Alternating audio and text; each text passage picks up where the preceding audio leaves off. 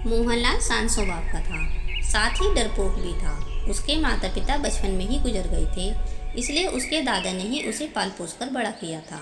उसके पास 1 एकड़ जमीन थी, जिसमें वह सब्जियां उगाकर पास के ही शहर में बेच देता था। प्रेमलता से शादी होने के 1 साल के अंदर ही उसके दादाजी की मृत्यु हो गई। वैसे तो मोहनलाल ने शादी में दहेज नहीं मांगा था, परंतु प्रेमलता के माता पिता ने अपनी बेटी को 50,000 रुपये दहेज में दिए थे। एक दिन प्रेमलता अपने पति को भोजन परोसते हुए कहती है, देखो, हम कब तक ऐसी जिंदगी गुजारते रहेंगे। अगर गांव में रहकर यही काम करते रहे तो हो गई हमारी तरक्की। मेरे पास 50,000 रुपये हैं। तुम ऐसा करो, खेती वाली ज़मीन बेच दो और शहर में एक छोटी सी पंसारी की दुकान खोल लेना। शहर में ही कोई किराए का मकान देखकर हम दोनों वहीं रहने लगेंगे। इससे तुम रोज रोज की भाग दौड़ से भी बच जाओगे। पर प्रेमलता, शहर में मकान का किराया तो बहुत ज़्यादा है, लेकिन फिर भी मैं कोई सस्ते किराए का मकान देख लेता हूँ। क्या पता कोई मकान मिल ही जाए।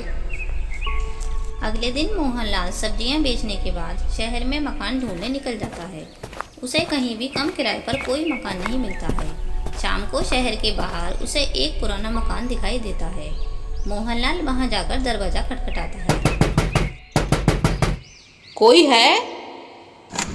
हाँ, क्या काम है और किससे मिलना है?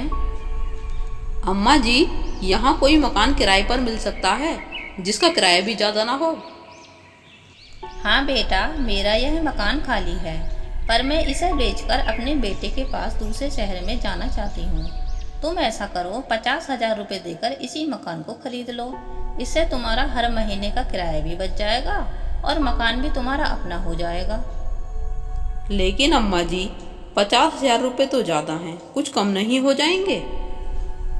देख बेटा, मकान तो तुझे खरीदना ही है। अच्छा तो एक काम कर, 50,000 के बजाय 40,000 में यह मकान ले ले। अब तो ठीक है, कोई घाटे का सौदा तो नहीं है। ठीक है अम्मा जी, मैं कल अपनी पत्नी को घर दिखाने ले आऊँगा। इतना कहकर मोहनलाल अपने गांव चला जाता है और घर पहुंचकर सारी बात प्रेमलता को बता देता है। अगले दिन मोहनलाल प्रेमलता को घर दिखाने के लिए शहर ले जाता है। इतने बड़े घर को देखकर प्रेमलता बहुत खुश होती है और कहती है, 40,000 रुपये में इतना बड़ा घर तो हमारे गांव में भी नहीं मिलेगा। तुम जल्दी से इस घर को खरीद लो। मोहनलाल ने खेत की जमीन बेचकर वह घर खरीद लिया और अपनी पत्नी के साथ आकर उस घर में रहने लगा। उसने शहर में एक पंसारी की दुकान भी खोल ली। प्रेमलता ने घर को अच्छी तरह से सजाया। एक रात को भोजन करने के बाद प्रेमलता कहती है, यह हमारा अपना घर है। एक हफ्ते से दिन रात इसे सजाते सजाते थक गई हूँ। आज आराम से सो जाऊंगी। खिड़की से ठंडी हवा चल रही थी तो लेटते ही दोनों को नींद आ गई। आधी रात को भयंकर आवाज़ सुनाई पड़ी तो दोनों चौंक कर उठ गए। उनका पलंग हिलने लगा और कमरे में रखा सारा सामान भी डोलने लगा। वे दोनों डर के मारे कांपने लगे। तभी अचानक भयंकर हंसी के साथ एक आवाज़ आई, हा हा हा मैं कौन हूँ? वे दोनों डर के मारे थर-थर कांपने लगे। उनके मुंह से आवाज़ भी नहीं निकल रही थी। जल्दी बताओ, मैं कौन हूँ? उस भयंकर स्वर ने एक बार फिर से पूछा। प्रेमलता हिम्मत जुटाकर कहती है, हाँ, मैं क्या पता तुम कौन हो। तभी उनकी पीठ पर डंडा पड़ता है। वे दोनों दर्द के मारे जोर से चिल्ला उठते हैं। उनके चिल्लाने की आवाज़ सुनकर वह हंसी और तेज हो जाती है और उन्हें चेतावनी देते हुए फिर से वही आवाज़ आती है,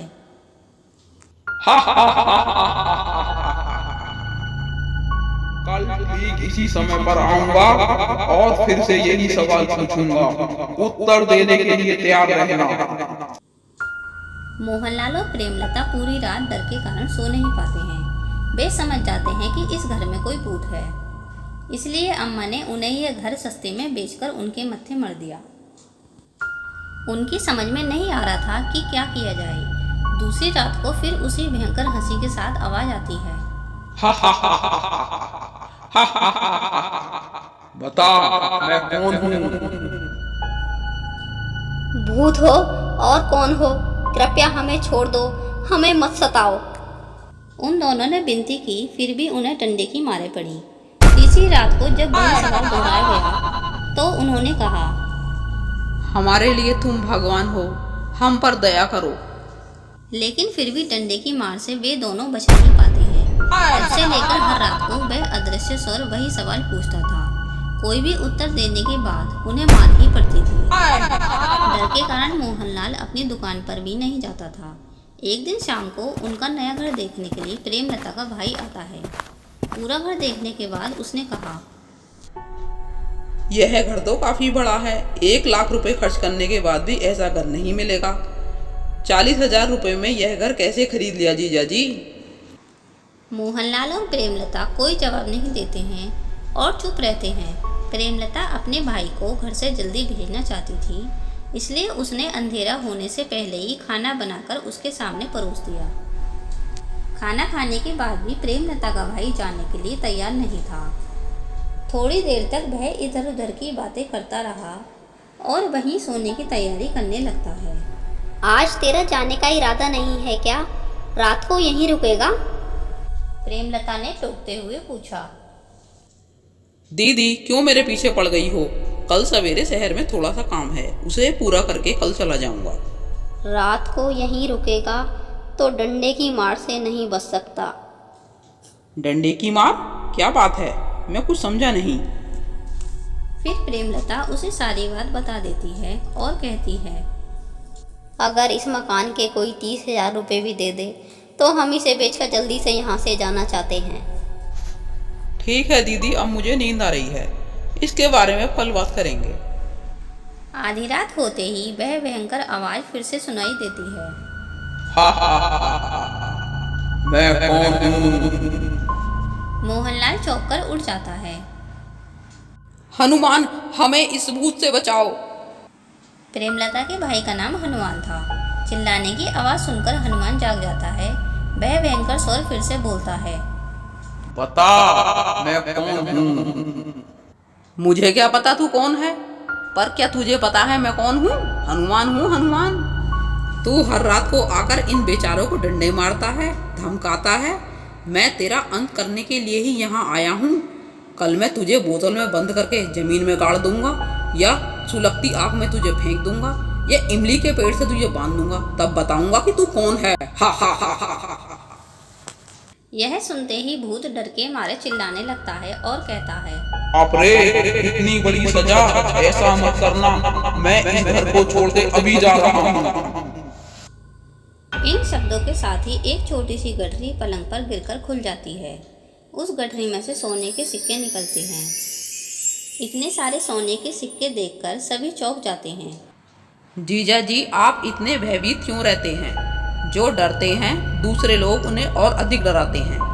आप दोनों ने उस भूत का आदर किया, बड़ी नरमी से उसके साथ पेश आए, इसलिए वह आपको और अधिक डराता रहा।